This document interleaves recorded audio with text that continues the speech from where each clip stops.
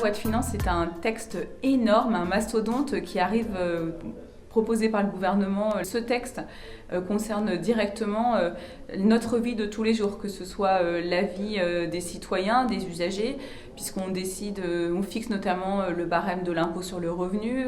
Et par exemple, le groupe Les Républicains a soutenu des mesures en faveur de la politique familiale en relevant le montant du quotient familial. C'est aussi la fiscalité de l'énergie.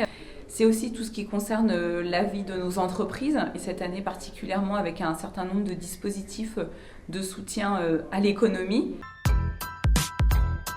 La lecture de ce budget est extrêmement compliquée parce que le gouvernement a décidé, certainement pour pouvoir communiquer, de mettre de côté 100 milliards de dépenses. Et pour faire ça, il est venu minorer finalement les crédits des missions. C'est-à-dire les crédits qui sont, je vais dire, conjoncturels, qui sont là pour faire fonctionner l'État au quotidien. Et en parallèle, il y a eu l'abondement du plan de relance. Mais parfois pour des actions qui sont exactement les mêmes. Donc voilà, compliqué parce qu'on a finalement deux vecteurs, dont un qui est censé être limité dans le temps, le plan de relance. On nous parle de 2021-2022. Donc aujourd'hui, en fait, la question qu'on se pose, c'est quid de 2023 ? Est-ce que les moyens qui ont été supprimés dans les missions qui ont vocation à perdurer au-delà de 2023 seront réabondés ? On a le sentiment que le Sénat est un peu délaissé. Et en plus, en ce moment, on ne peut pas avoir l'excuse d'avoir piscine puisqu'elles sont fermées.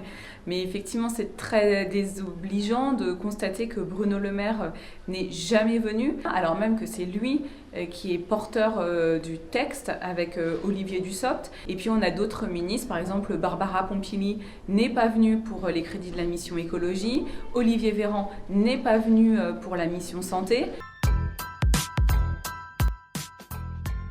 Si on regarde vraiment la mission écologique, ce qui avait le plus effectivement cristallisé les attentions, c'était cet article additionnel ajouté par amendement du gouvernement de dernière minute à l'Assemblée nationale, à savoir une remise en cause des contrats signés avec l'État pour des installations photovoltaïques de plus de 250 kW. Donc 250 kW, c'est en gros une grosse toiture. Je ne remets pas en cause ce que dénonce l'État, à savoir une rentabilité trop élevée, mais ça j'ai envie de dire, l'État le savait, puisque au moment où il a signé les premiers contrats, il y avait déjà eu des avis de vigilance, voire même des avis défavorables de la Commission de régulation de l'énergie.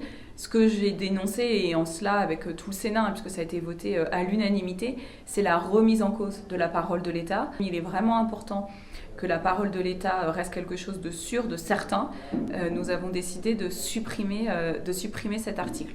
Après, sur la mission écologie, de manière plus globale, il me semble qu'il faudrait aller beaucoup plus loin plutôt dans le soutien à l'offre, c'est-à-dire arriver à faire baisser le coût de ces véhicules, arriver à faire diminuer le coût des matériaux, à améliorer l'efficacité de la rénovation thermique pour qu'on ait finalement un marché qui trouve son équilibre assez naturellement entre offre et demande.